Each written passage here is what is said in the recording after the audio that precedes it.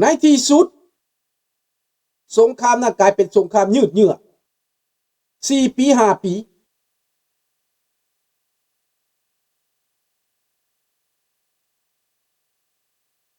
ในสุดท้ายพี่น้องบาปกรรม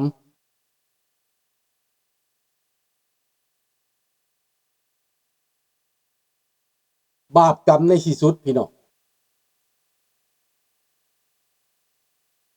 ก็คือข้าพเจ้าเขียนอยู่ในหัวข้อนี้ว่า celui qui sème le vent récolte la tempête นั่นแหละผู้ใดก่อกรรมกระทำเข็นกับผู้นั้นก็รับกรรมนายโปรตีนกำลังรับกรรมนอนบ่หลับแล้วเดี๋ยวนี้ปิ้นความปิ้นง่ายแล้วสิเศร้าสงครามสิยุติสงครามก็เสียเปรียบ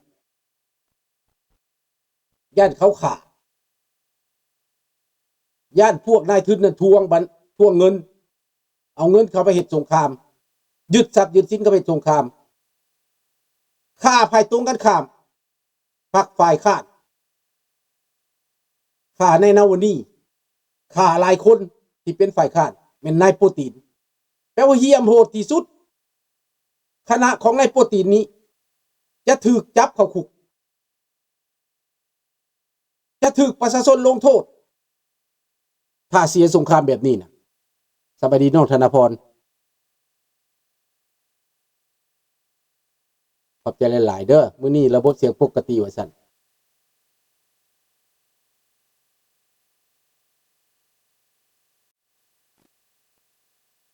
นี่แหละดังนั้นพี่น้องเรื่องการเหตุสงครามของนายปูตินนี้ของรัสเซียนี่นะสบายดีรอนี่บ่ยอมฟังผู้ใดบ่ยอมรักษาเรื่องมารยาททางการเมืองเฮ็ดสงครามทำลายประชาชนยิงโรงเรียนป่าเถื่อนสุดๆศาลโลกตัดสินว่ารัสเซียผิดแน่นอนโลดเขาจะเอาขึ้นศาลโลกพอแห้งแล้วเมื่อใดลงจากอำนาจเขาจะขอห้องให้ส่งโปรตีนนี้ไปขึ้นศาลโลกพี่น้องให้จับโปรตีนนี้ไปขึ้นศาลโลกแน่นอนโลดเทิงบอกไปเขาก็จะตัดสินให้เบิ่งแบบอย่างยูโกสลาเวียแล้วก็แล้วกันประเทศยูโกสลาวนี่ใหญ่ได้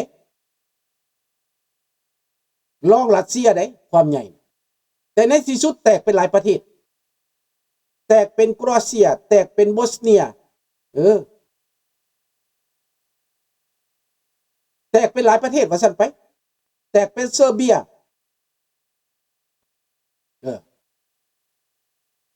แตกเป็นหลายประเทศย้อนว่าความมักใหญ่ไฟสูงของมิโลเซวิกคราวนั้นกระหายสงครามเฮ็ดสงครามเข็นฆ่าฮาวีเผ่าพันธุ์ต่างๆแบบได้โปรตีนเนี่ยโลกเขาจับไปเข้าคุกเขามาจับเอาเองเอาเฮลิคอปเตอร์มาจับเองเอาไปเข้าคุกอยู่ราเอพุ่นสุดท้ายกินยาตายพี่น้องกินยาตายในคุกเห็นบ่ล่ะ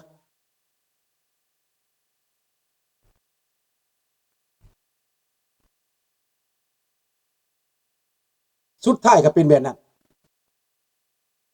จบบ่สวยรัสเซียนี่ก็จะเป็นแบบนั้นในตอนนี้น้ำมันบ่มีอาหารขาดแคลนใครเมียใกล้สิแตกภายแล้วอพยพคนแล้ว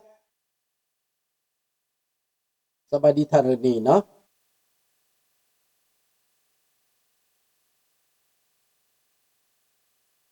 มันเป็นแบบนี้แหละพี่น้องผู้ใดก่อกรรมกระทำผิดกรรมนั่นตามสนองตอนนี้ลาวแดงเห็นอย่างลาวแดงเห็นความหายนะยอมจำนนลาวแดงยอมจำนนต่อคำว่า ยอมจำนนต่อความจริงแล้วในตอนนี้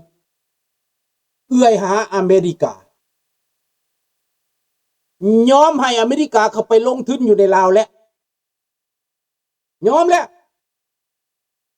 บักทองรุ่นบักสอนไซยอมแล้วการกระทำการประพฤติของมัน50 ปีผ่านมานั้นที่ต่อต้านอเมริกาไม่ที่ความหายน่ะอย่าเบิ่งเด้อประเทศญี่ปุ่นที่เป็นศัตรูนัมเบอร์ 1กับอเมริกาทิ่มระเบิดนิวเคลียร์ใส่แต่ในตอนนี้ญี่ปุ่นเป็นพันธมิตรกับอเมริกาอนุญาตให้ผลิตลูกปฏิริยและอาวุธปฏิริยได้ให้ใบอนุญาตลายเซ็นผลิตเองญี่ปุ่นได้ลายเซ็นผลิตเองเพื่อปกป้องญี่ปุ่นอเมริกาอนุญาตให้ศัตรูผู้ที่สองคือเยอรมันที่กลับกลายมาเป็นมิตรนั้นผลิตปฏิริยได้คือกันนี่เห็นบอกเยอรมันกับผลิตได้ในทางการเมืองแล้วบ่มีมิตรแท้และศัตรูถาวรแต่ลาวแดงนี่แทนที่จะเป็นศัตรูกับพวกมหาอำนาจกับพวกลัทธิคอมมิวนิสต์กับเผด็จการอื่นๆกลับกลายมาเป็นปรปักษ์กับคนลาวโดยกันเองหาเรื่องเข็นขาหาวีคนลาวโดยกันเองจนแตกบ้านแตกเมืองเป็นอพยพกลายเป็นประวัติการอันห้ายแหงจากความคิดและอุดมการณ์ของพวกลาวเด็กจากคนให้การศึกษาจากคนอยู่ผู้อยู่ผาป่าดอยมามีอำนาจเป็นบ้าฟังคำสั่งที่อาธรรมนั้นหาเรื่องหาเล่าใส่ผู้อื่นข้าพเจ้าเห็นกับตาว่าความไม่ยุติธรรมนี่เกิดขึ้นเริ่มแต่1975ท้ายปี1975จนฮอดปีข้าพเจ้าหนีมา1980นี่แหละ5 ปีที่พวกลาวแดงมันเห็นข้าพเจ้าเห็นข้าพเจ้าเป็นพยานข้าพเจ้าจื้อได้กับปากกับตากับใจ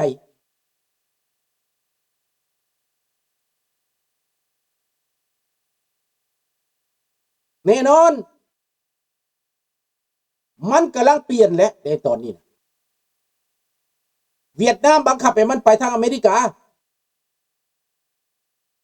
เข้าทางพวกเฮาบอกพี่น้องแม่นบ่ลูกปู่เข้าทางพวกเฮาแน่นอนฝ่ายโลกเสรีนี่มันคนลาวอยู่นอกอยู่แล้วมันจะก้มหน้าก้มตามาหาวัดลาวสิมาหาโดยตรงโลดบ่ได้ต้องมาวัดก่อนมาตามสายนั่นแหละดังบักผู้คงมาวัง2 ทิศแล้วนี่นะหลักมาวัดละวาน2 เทื่อประชาชนบ่ฮู้มันมาหานกต่อมันนั่นอยู่ในวัดนั่นแหละแอบแฝงเลาะกินอยู่ในวัดนกต่อมันก็ได้มาหานกต่อมันนั่นแหละ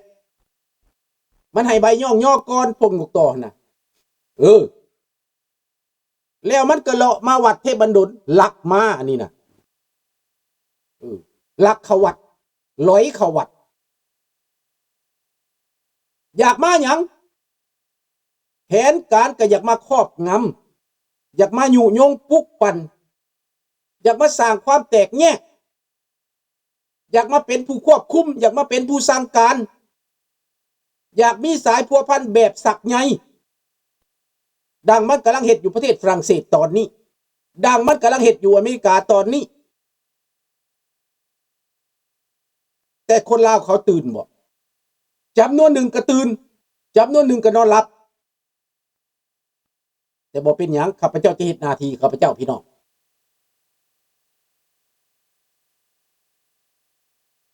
เฉลิมไซเอลึกลังพรหมวิหารเตี้ยเลฟิเซลเดลอเมริกสอนไซเอเลสอนไซเตี้ยเลฟิเซนดูญี่ปุ่น ยังกะยะถ้าว่าญี่ปุ่นมาอเมริกามามันจะปิดประเทศไว้บ่ได้ข้าพเจ้าดีใจคันพวกทุนใหญ่ๆนี่นะพวกประเทศมหาอำนาจมานี่นะประเทศลาวจะปิดไว้บ่ได้มันสิเป็นพรหมวิหารมันสิเป็นคำไตมันสิเป็นไผก็แล้วแต่คนใดเฮ็ดบ่ถูกคนนั้นจะเสียนี่เจ้าจะปราบปรามประชาชนดังคือเจ้าเคยเฮ็ดมาบ่ได้อันนี้มันจุดดีพี่น้องแล้วประชาชนลาวบ่ต้องแตกแยกเตรียมจิตเตรียมใจไว้โลดเมื่อใดอเมริกาเข้ามาเมื่อใดญี่ปุ่นเข้ามาเต็มโตแล้วต้องยอมรับความจริงต้องตั้งคำถามว่าเป็นอย่างลาวจะอพยพไปฮอด2 ล้านคนแม่นไผเข็นขาฮาวีแม่นไผสร้างความบ่ดีความหายนะนั้นจะกลับคืนสู่มันพันเท่าดังนั้นลาวนอกลาวในในปัจจุบันนี้บ่อยากฟังหยังคนลาวนี่นะบ่อยากได้ยินความบ่ถูกใจนั่นนะบ่อยากได้ยินความจริงคันคนฉลาดเขาอยากรู้ความจริงเขาเงี่ยงหูฟังความจริงเขาสนใจความจริงคนฉลาดแต่คันคนโง่นะมันบ่อยากรู้หยังมันอยากได้ยินแต่สิ่งที่มันต้องการอยากได้ยินนี่มันปิดหูไว้ข้าพเจ้าเห็นข้าพเจ้าฮู้บางคนมันทำท่าบ่ฮู้ทำท่าบ่จักทำท่าบ่สนใจมันเห็นแก่ตัวมันเองบ่เป็นหยังแต่คนนี้คนฉลาดก็มีเยอะมีหลายผู้ใดฉลาดฟังความจริงมันจะฮู้ข้าพเจ้า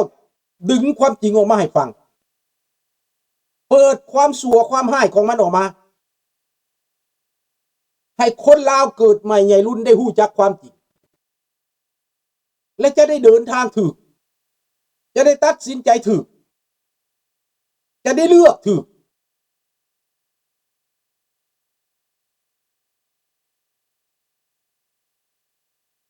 มีบุญมาสอนใส่ยอมอเมริกาจึงบ่กล้าประเสริญเพลงจึงบ่กล้าประเสริญเพราะไปจ้างคนไปสร้างความบ่ดี